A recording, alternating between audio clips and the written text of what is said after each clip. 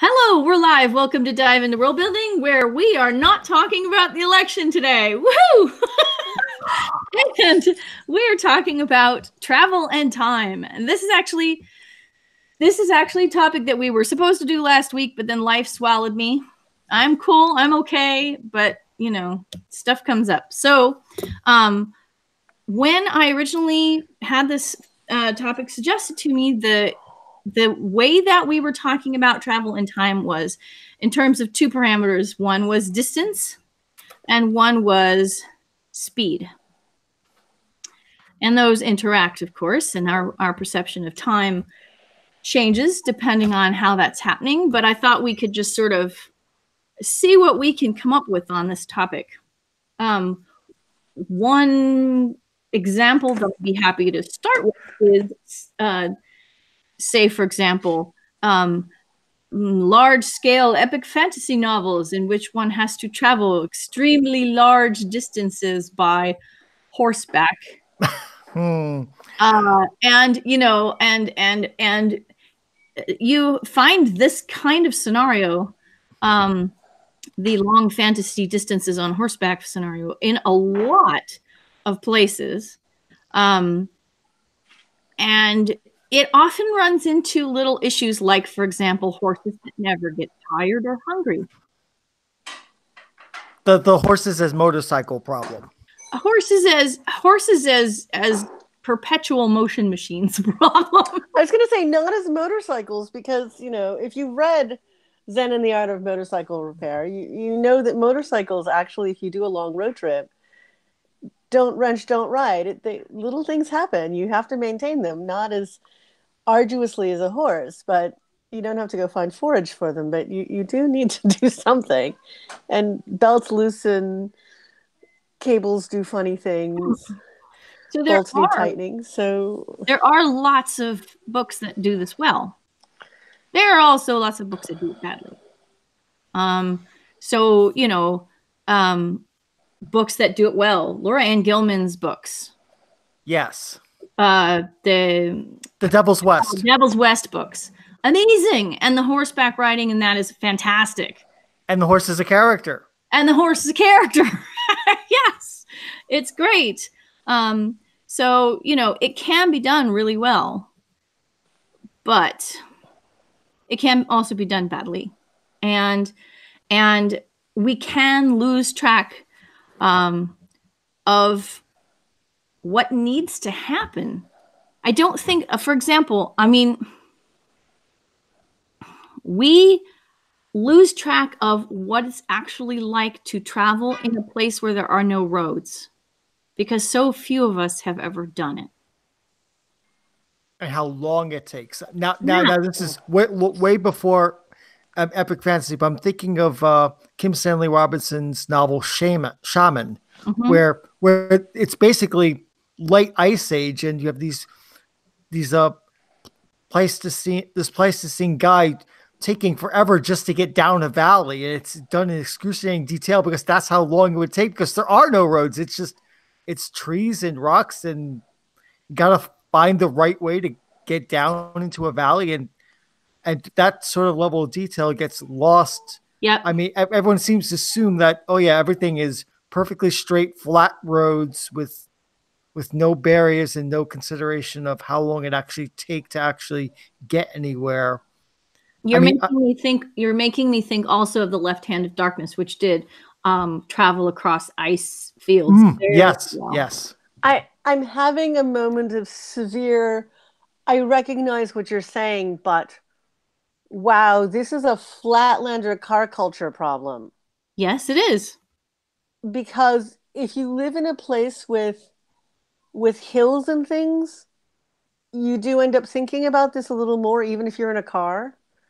There's, you can be in San Francisco, and if you happen to be one of these foolhardy people who actually drives in the city, you're thinking about, if I take this road as opposed to that other road, there's that hill where I'm going to end up at a stoplight, right before the crest of the hill, and then I'll have to get my stick shift into Ugh.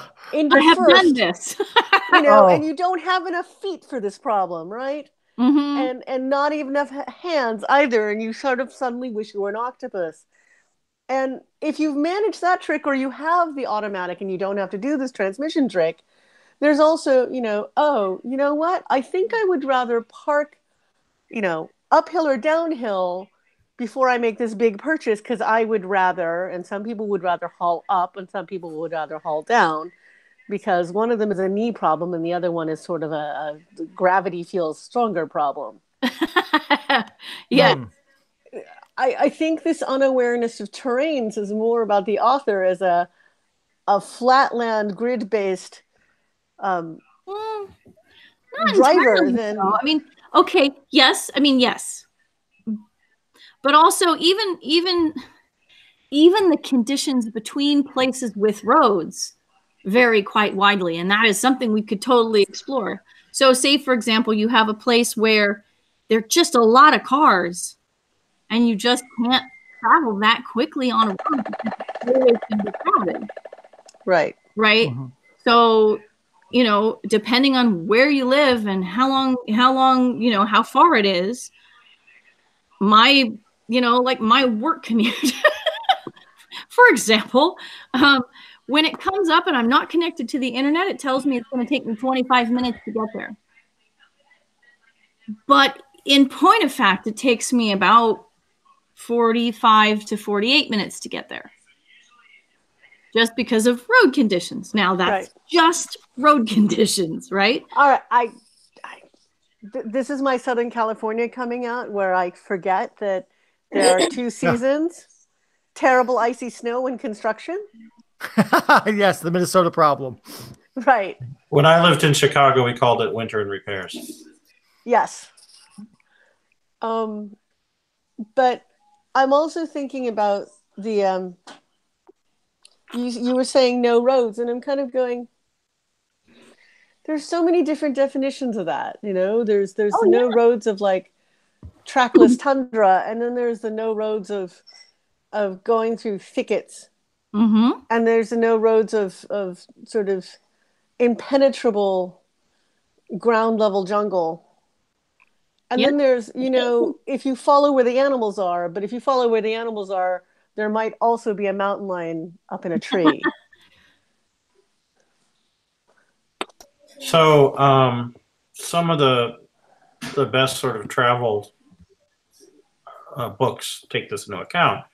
Octavia Butler's, you know, Parable of the Sower was interesting because it involved a lot of travel on highways, but everyone was on foot because civilization had fallen apart and the highways weren't maintained and no one had cars. And so they're walking Right. on broken asphalt on foot for hundreds and hundreds of miles. And yeah, sure, it's a road. You know, and then obviously the book The Road by Cormac McCarthy, in which the characters are at some point advised to get off the road because all the cannibals are there, you know, and you should really consider not walking on the road. It's very dangerous. Well, and you know what? Cannibals, mountain The road lions. has that get off the road, because like Yeah. roads are okay. So roads are magical, but we're not talking about roads. Yeah. But I'm talking about travel on foot on places that are meant for cars. Sure. Because that is, you know, an experience that people usually don't have unless their car breaks down in a remote freeway and then they have to walk to the nearest payphone, you know, which because there's no cell phone reception or because it's before the 21st century, you know, and then you kind of realize how desolate a road can be, right? You know, in a way you don't in a vehicle. So many of the Chicago conventions are out in the suburbs, which definitely expect you to have a car. Sure. And the way that it works if you're a pedestrian is that there's no way to walk the thing, because there will be high barriers in place and wide roads with no brakes, and there will be circuitous walls of building and just fences and other things that really indicate you are not wanted here as a pedestrian. Yeah, And there's a lot of that. as I'm going through those, I'm always reminded of that moment in all the very old Sleeping Beauty stories, all the Briar Rose stories about these the briars that you can see the castle there, but you can't get to it. Yeah. Can't get there from here. Can't get there from here.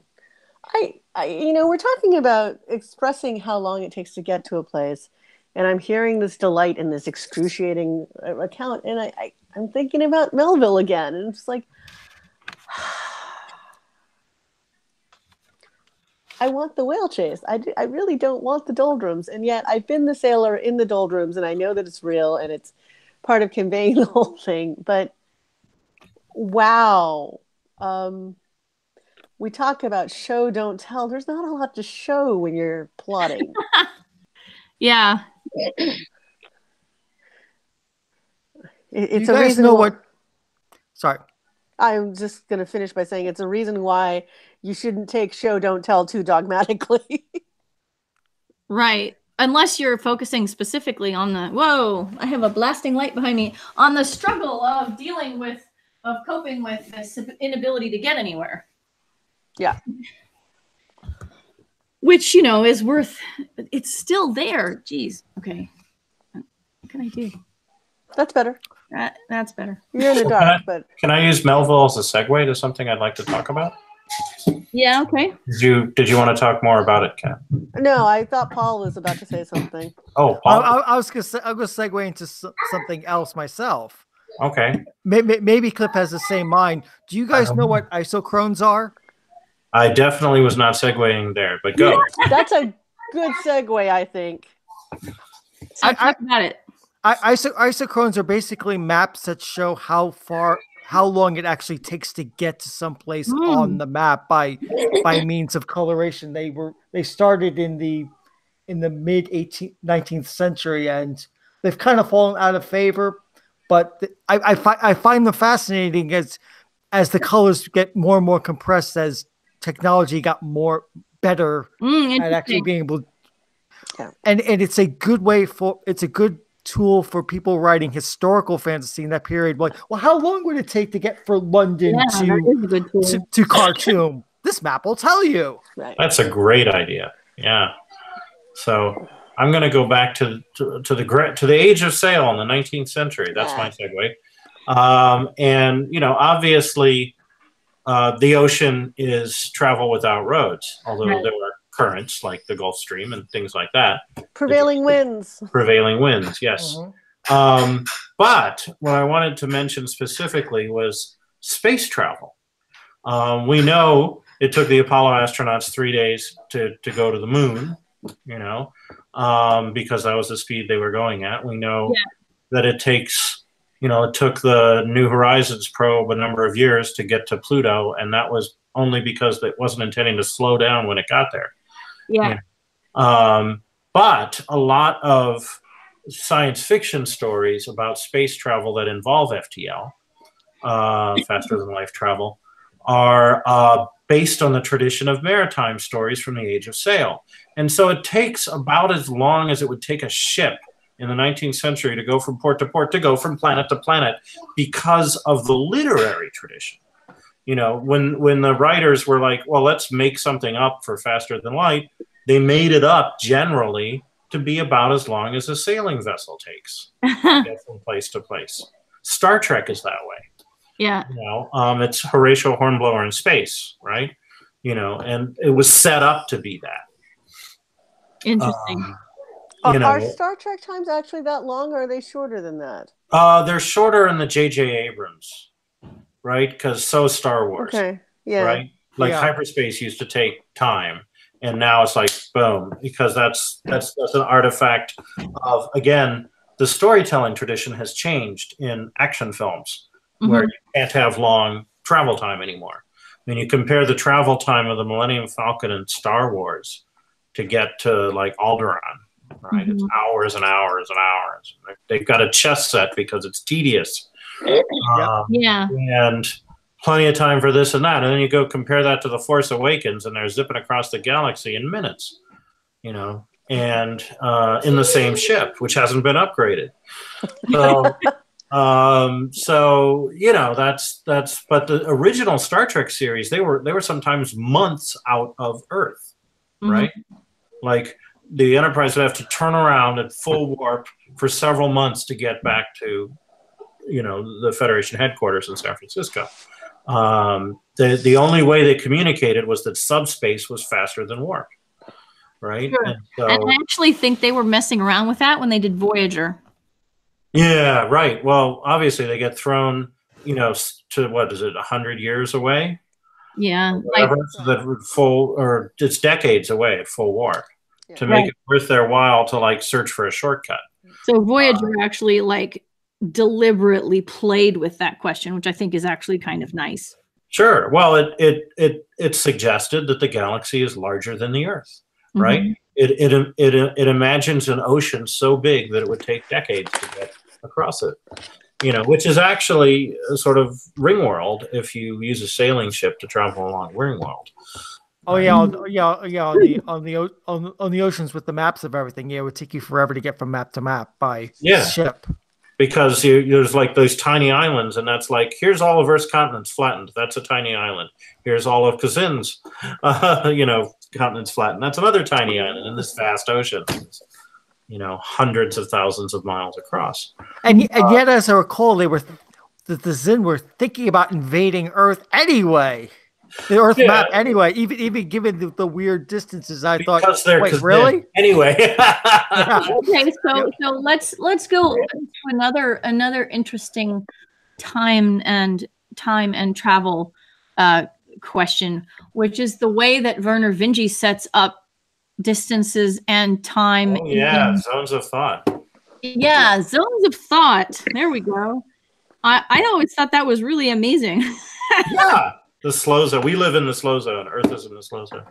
And then there's the transcend, and there's the unthinking depths, and maximum speed is affected. Maximum amount of complexity is affected. Yeah.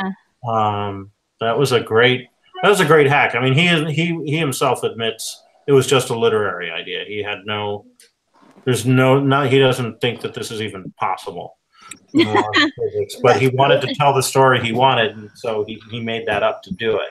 It was metaphorically beautiful. Yeah. And I have mentioned this several other times, and it's going to get me hate mail, but I really do feel like I've time traveled having moved away from the coast. There are things that I think of as utterly ordinary and unremarkable, which are treated as far future fantasy. What do you mean that's a way that you can live, sort of thing here. And I'm also noting a lot of the difference between the way that how far away Japan was from my mother in 1970 versus how far away rural China is for some of the people I know in 2018. So we're talking about roughly 50 years now, but for them, these places, there's still the physical time it takes if you were to get on a plane, but informationally and materials wise, it's not far away anymore. Where for my mother and for other people of pretty much every generation up until then, when you crossed the ocean, that was it. You had very sporadic communications. It really was like you'd gone to another planet. Yeah. You weren't going to know every minute detail of a life. And I'm thinking, I went away to boarding school for high school, and I wrote long, long letters to people, and I tried very hard to stay in touch. But I had a very strong sense of culture and time shock, because until then I'd been used to having the internet, and now early adopter of sort of internet and BBSs. So I was used to having sporadic but continuous communication. And now my friends go out of town and I can't tell the difference, except that they can't pop by for a cup of tea. Yeah. Because we're messaging each other all day. So the communication distances have really changed. Yeah. And I've been watching a lot of older stories, and there's stuff about finding the payphones and, you know, trying to compress messages down to telegraph length and all these other things that we don't do now because we have we do phones that allow us to just babble for hours if we want to. Yeah. But we do have tweet length, which is its own form of compressed communication. But they just made it longer. Yeah. Yep. Yeah.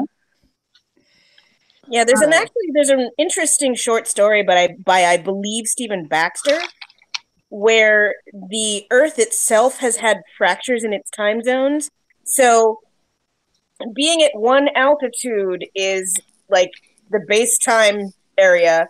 If you go up in altitude, like into the attic, then time moves faster there. And if you go below that datum, then time moves more slowly. And the characters play with that, depending on what they need to have happen. If somebody gets trapped upstairs and it's like fairyland, it goes a lot faster. They come down and everyone's dead. So there's that part of it. That's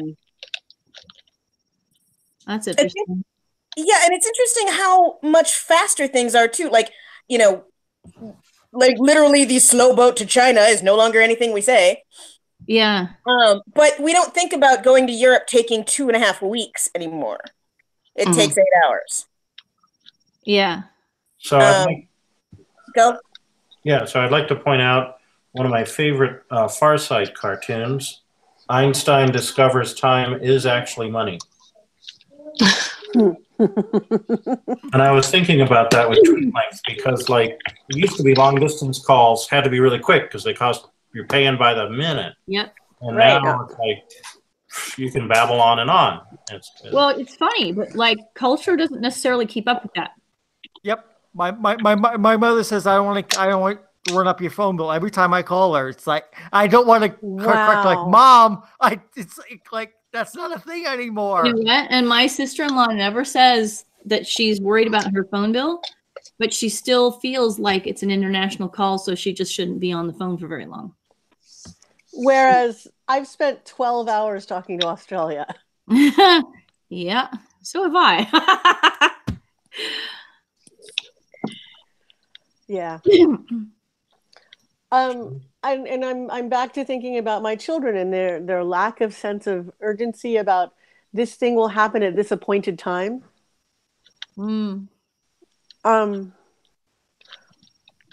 I mean, if I instituted meals that way, they would be totally arbitrary. But all of us partaking in this call, remember broadcast television in a way that my children never will. Yeah. Appointment viewing. That's just not a thing anymore.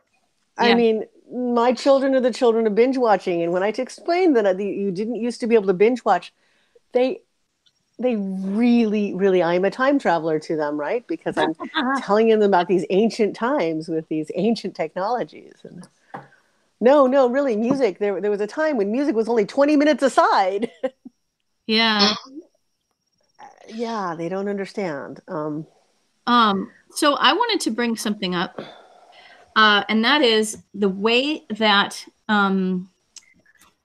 what we've been talking about is how long it takes for a communication method to go from place to place, right? And what that used to do when it took longer is it would put a delay. So there would be a delay between the content of the message, the time of the content of the message, and where the person, like how far you removed you were from that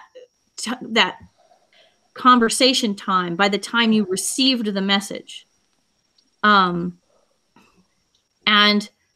this is something that used to be completely standard, but we've become very accustomed to having instantaneous communication or near instantaneous communication. Now, when you look at things like ansibles, I was wondering if you were going to go there. Those are a carefully contrived form of instantaneous communication. On the other hand, if you look at something like the way that the communications between the ships works in Anne Leckie's books, you get these really interesting situations where they've got this message that there's this coup happening, And there's no way they can do anything because it's several hours since that happened. And they will not be able to get anywhere near there to do anything about it until it's far too late. So, Right. So I thought that was kind of interesting. And it reminds me of the way that light travels from far stars. Yes. We're also currently living in a world where it's entirely possible that you can get communication from a place that you could never get to in time. Yeah. And so we do have these stories of people having to listen to things happening or watch things happening that they cannot affect. And it's really interesting to me because I just finished binge watching all of Sharp, the Napoleonic Wars, right? Okay. And it's just the other side of the field, but they have no way of communicating. I mean, they're for at this point. They have no way of communicating except by sending somebody on a horse down there to yell at people. Yeah. And so miscommunications happen, and they can see, because they have spyglasses, that things are going terribly wrong, but you can't do anything about it. And that sense of distanced helplessness is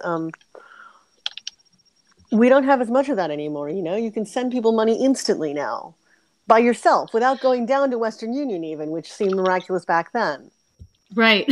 So, but I wouldn't say that we don't have that feeling anymore, because that's only useful if money helps.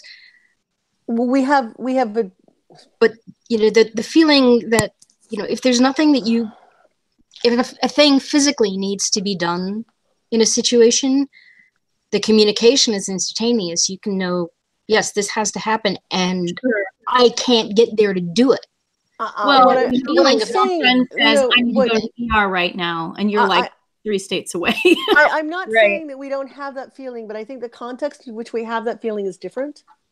Yeah. Because it doesn't feel as much like, oh, well, that's just the way the world is. Everything takes time. It feels more like, oh, wow, distance. I really feel the distance all of a sudden. Mm-hmm, mm-hmm. I remember having a friend dying and wondering if I could get there in time while she was still conscious. And I didn't make it for that. I did make it before she'd stopped breathing. But, and even that, I was really aware at the same time of how fast this was all unfolding, because I managed to pull together money from other people really quickly, and I managed to get an airplane ticket really quickly, and I got to the airport relatively quickly, and all these things. I was really conscious with every step, as long as it was taking, how much longer it could have been. Right. And that's a very different feeling, I think, than that world where perhaps you are always on foot and you know that the speed of things is just what is on foot, and that the amount of time it takes is the amount of time it takes for bread to rise and bread to bake and wheat to grow, as opposed to let's go into the freezer and grab some food and the microwave will get it out to you in 5 minutes. Yeah. Our expectations have changed. Well, the plot of The Martian, Bandits, actually. The plot of The Martian was based on travel times. Right. Like Andy Weir was working out orbits to get to and from Mars for fun, because he likes doing that. And then he thought, I need a book to illustrate this concept in a fictional way. And so he wrote the novel to illustrate that concept in a fictional way. And it's all about communication time and lag and travel time and lag and orbital launch windows and things like that drive the plot. Yeah. Beautifully. It's like clockwork. Kind of. Strangely. So we haven't, it's worth mentioning time zones. I know we've talked about this in previous Hangouts, but time zones are a thing. But they were invented. The communal construct of something o'clock. Yes. And the fact that we have a global culture of dividing up time by certain units Mm-hmm. We don't have that for distance because most of us here on this webcast right now are all in one of the holdout nations. Yeah. But we're not all using the same units for a lot of other things, but we're all using the same time measurements. Mm-hmm. Except for people who are using time measurements religiously or culturally, but it's very much an enclave activity. Yeah. Yeah. I don't think it's even much. Well, the Japanese still use rain years and things, but and certain other cultures do as well. But it's still very clearly lots of not. religious This is the holidays world, right? Lots of religious holidays are done not using the diurnal sort of looking at it as far as days are concerned. It's moons and all sorts of stuff like that. Starting Yeah. at sunset instead of starting at midnight. Yeah.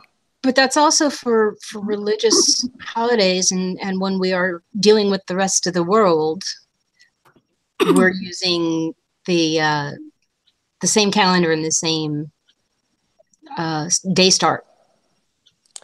You know, with the Well, the Gregorian calendar is like a lingua franca. Yeah. Right. I mean, we have spoken in a relatively recent hangout about how when you're in space, how do you measure time? Because, you know, our concepts of time are very based on our particular sun and our particular daily rotations, right? Yeah. Yep. And like, if you're a NASA scientist working with a rover, Right. your work schedule is based on sols, which are roughly 24 hours and 39 minutes and change. And your sleep and wake schedule cycles around Earth days. And you could be up in the middle of the night, you could be up in the middle of the day. It all depends on what sol it is. Yeah. Yeah, not to mention how much time it takes from when you hit enter to a command to when the rover responds. Yep.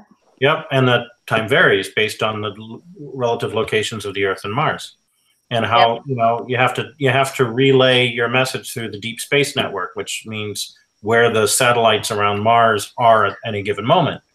Yeah. You know? And like if the rover is on, the far side compared to Earth, then the satellite has to be where you can see it, and then it can, relay the message. Yep. It's very complicated and involves lots of math. Yeah, I'm gonna shift back for a second to the. I just had a thought about terrestrial travel, and that is that we become very accustomed to the smoothness of our travel methods, and then every so often something will happen that will cause a problem.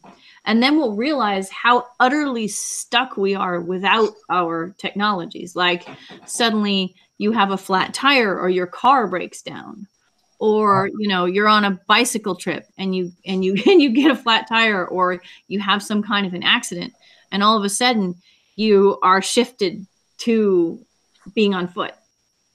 Or 9/11 happens and your plane is wherever it landed. Right. Right. Yeah. There was a beautiful bit. I don't know if it's been almost 30 years since it came out, so it's probably not a spoiler. In Hyperion, there is a moment where everyone has this like AI invented super technology that allows instant transport through wormholes. And that means many people have houses where each room is on a different planet. Yeah.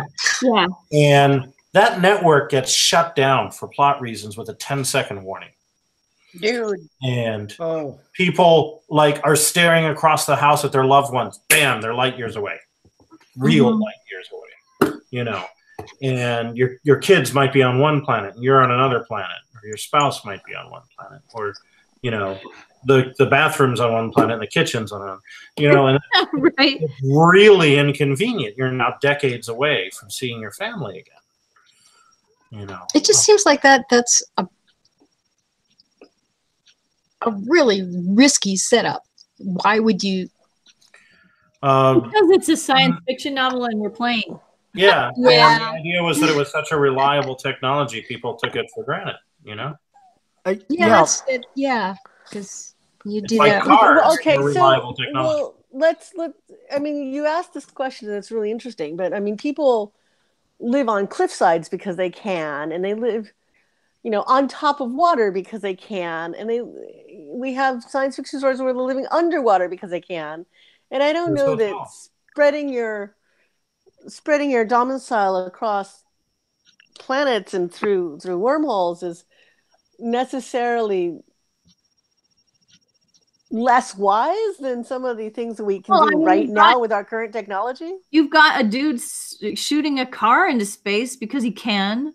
Oh, well, I mean, I lived on a sailboat, right? And there's nothing to give you the same sensation of, oh no, hull leak that you have in space as living on a sailboat, not at dock, but at anchor. And I have actually literally looked through the hull of the boat and seen the green beauty, one of the most beautiful things I've ever seen, and also the most horrifying.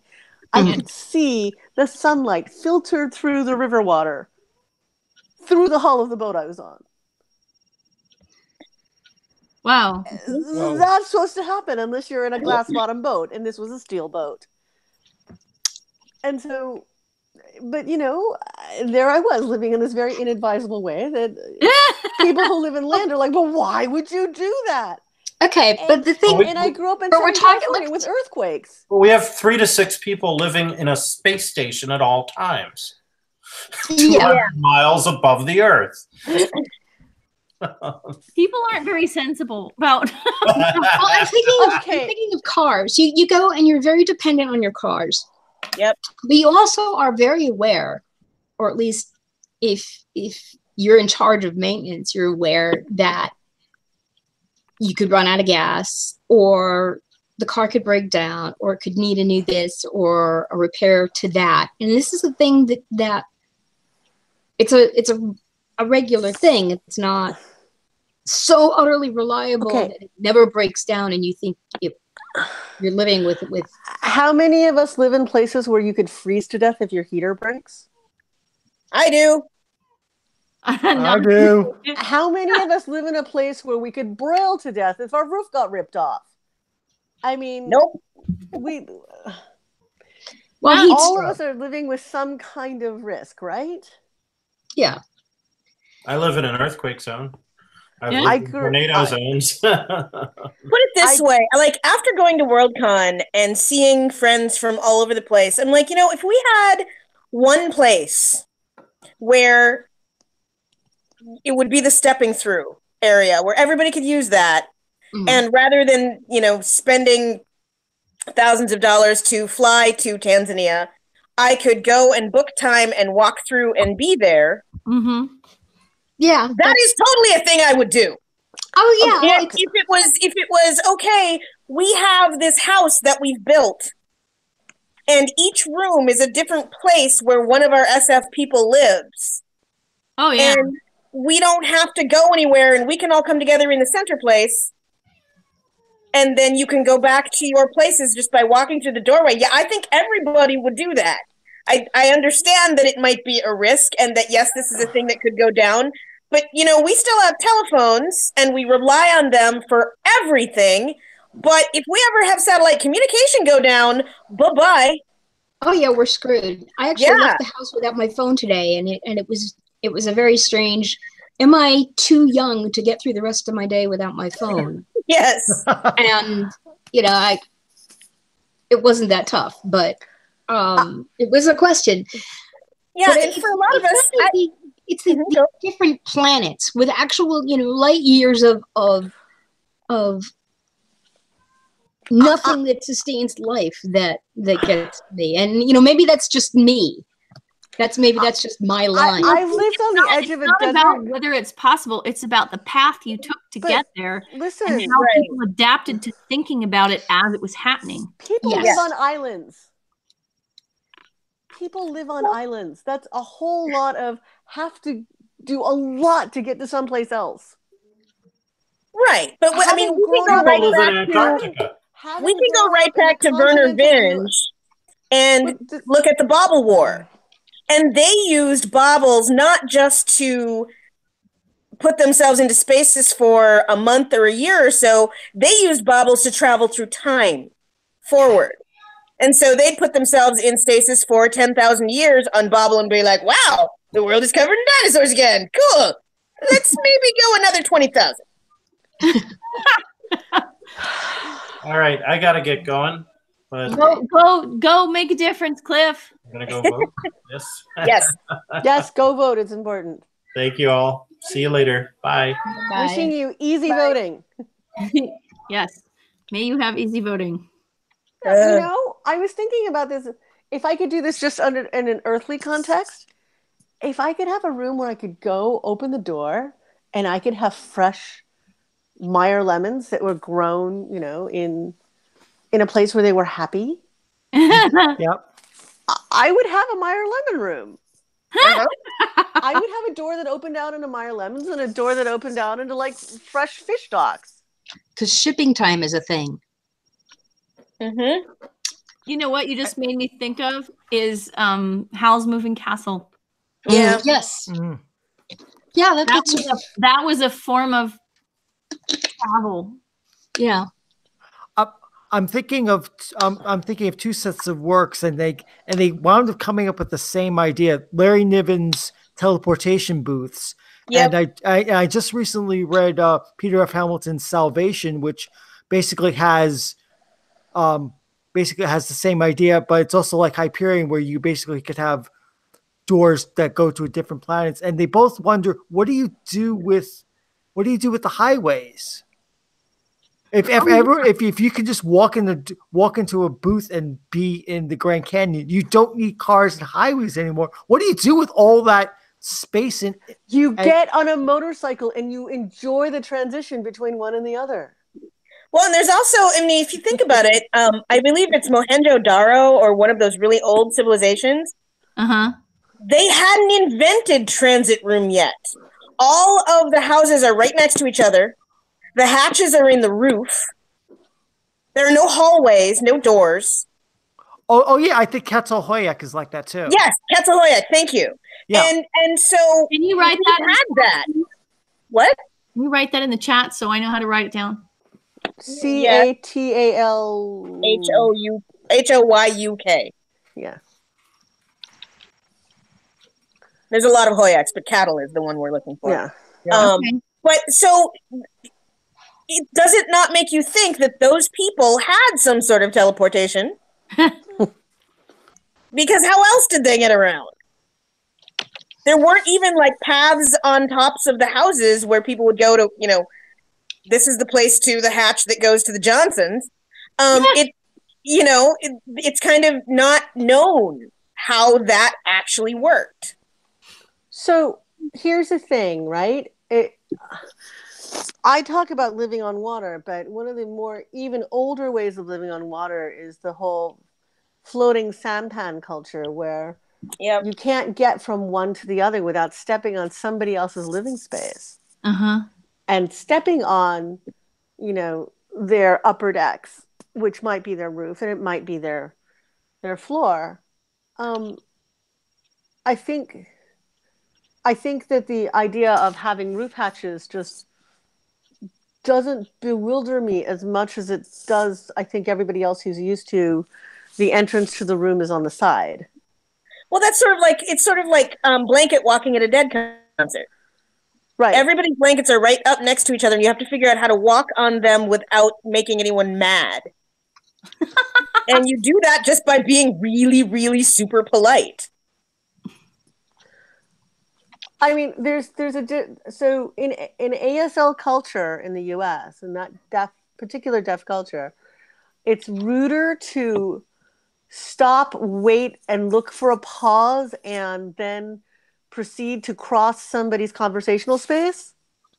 The traditional thing to do, as I was taught this, was to just make the excuse me sign as you walk in between them and to do it as quickly as possible. Oh, yeah. Interesting. Because otherwise you have to watch what they're doing and you have to eavesdrop on their conversation.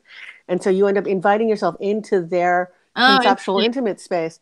And so in some ways, if you have a habit trail kind of life where instead of having tubes and everybody's in a little habitual nexus spot, you just learn how to walk through each other, right? Mm-hmm. Yeah. In the same way of how do you create the next generation if you have no private bedroom? You learn not to look. Yeah, right. Yeah. And it's a sort of artificially created distance. Yeah. In the same way of we teach children don't stare. Yeah, you'd think they do. It's a question of what they learn to see and what they learn not to see. Mm-hmm.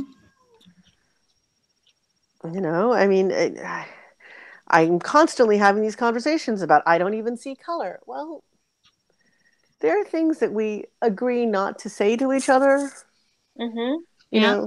Wow, your earwax is out of control. Maybe you should do something about that. I mean, You have something green. we say things about teeth and we say things about noses, but when is the last time you said to somebody, wow, you have sleep in the corner of your eyes? I mean, it's not a thing we say.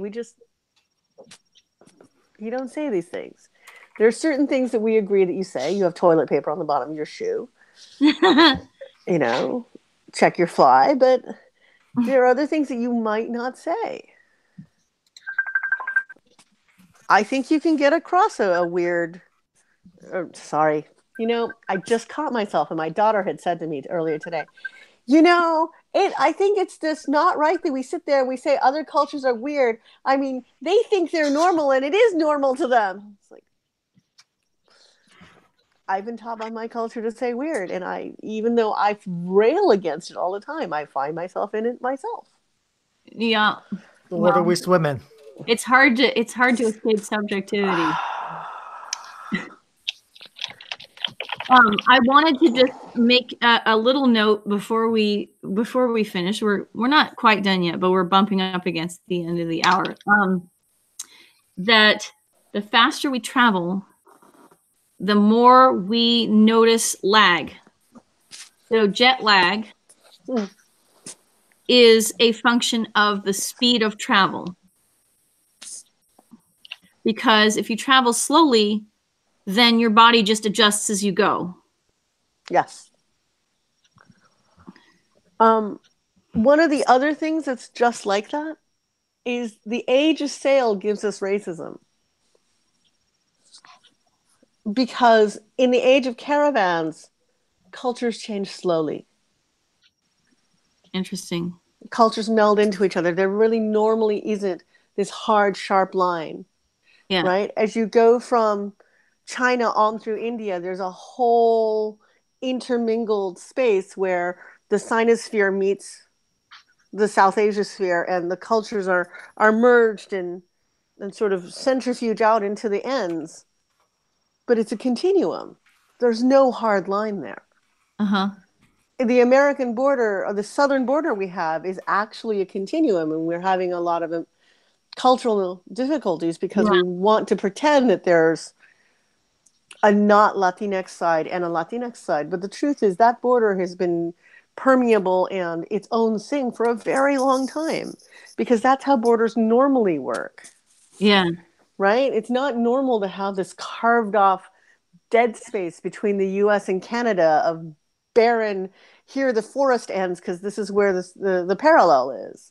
Yeah. That's not the way it normally works. And until you could get to a point where you could sail from far enough away so that suddenly you had people who were one skin tone predominantly in an area to another area where people were completely different without going through the whole melding and shifting and the ombre of that. Yeah. It was really difficult to suddenly go, oh, the extremes are what are things, and to sort of completely erase the liminality and the not of either endpointness of a lot of people and cultures. The spectrum. Right. Yeah. So we still are experiencing the result of that, the desire to categorize and sort of, I think you end up with that Linnaean taxonomy at about the same philosophical and historical time period, right? Everything has to be in a box. and you have specific specimens, and we don't acknowledge that sometimes the specimens have more mold and shift and permeability than Right. Well, like the taxonomy fact that claims. species really aren't a thing. Right. You know. So, time, distance, it's a thing. Time, distance, it's a thing. And FTL travel, where you know you're or not FTL, but like near light speed travel, where you get those specific kinds of time effects. Hey, I've gotten here in X amount of time, and meanwhile my entire family has died back home. That kind of travel is another speed of travel versus time. Has anybody done a speed of light and Fairyland time differential mashup story? Ooh, there's an idea. Go for it. Well, I'm not sure how you get your fairies from one place to another anyway. I mean, cold steel. So that's interesting. Yeah. There's all of this stuff going on, and I kind of want to, like, I have too many works in progress right now, but I really want to look at like these various myths we have about how ghosts can't travel on a straight line, or they can't follow you over water, or all these other evasion techniques. And you know, I actually do have a question in one of my very giant multiverse story of, do your gods follow you? So it's complicated. It is. Well, there's a lot to play with. I mean, there's a lot to play with.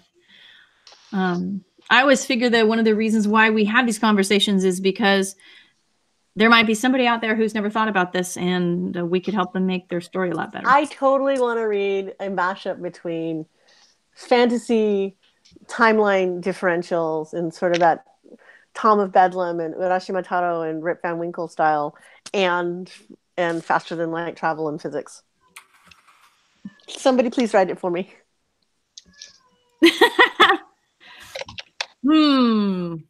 Time for some thinking. Anyway, love you guys. Let's wrap this up. I need to figure out who my guest is for this month, but I haven't done it yet, and that's okay. Do we have a topic that you want to talk about next week? I'm sure I have something written down here somewhere. If I can find it. Have we done principles of exchange? Can you be specific? So there are a bunch of gift-giving culture protocols around human space. We've done gifts, but we also totally have do it again. We also have like what happens if you give a raven a shiny. And I'm kind of thinking about if we're going to build secondary worlds and things. How do you establish a rate of exchange, and is that even a kind of thinking that a non-terrestrial culture would have? Okay, we can talk about that. But I don't know that that's the most interesting thing, because I'm looking at my clothes iron and I kind of just want to talk about like bodily protection maintenance and like, do you iron your clothes in space? I might be a little punchy. I think we're all a little punchy today. Today's a punchy kind of day. Yeah. Well, we could. I will go up. I the don't third think I rail. feel like we can fix on something right now, because I need to give it some thought. But I'm going to thank you all for being here and for being interesting and for being awesome people. And well, we're out of time. We are out of time because it's 5:05. So. Juliet, it was lots of fun as usual. Thank you. Oh, well, you know Thank what? you, Juliet. You're the best. Take care of yourselves. I'm going to stop the broadcast.